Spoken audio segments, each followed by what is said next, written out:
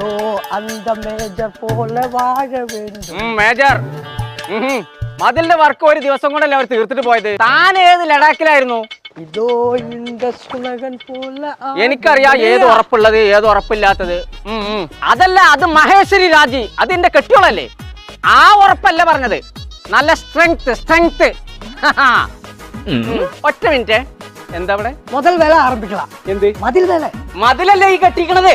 ഓഹോ അട്രാ, ഇന്നലെ നോക്കുമ്പോഴും മതിലില്ല, ഇന്നക്ക് രാവിലെ എണീക്കുമ്പോഴും മതിൽ വന്നിരിച്ചില്ല. അതാണ് മേജർ. அப்படியா?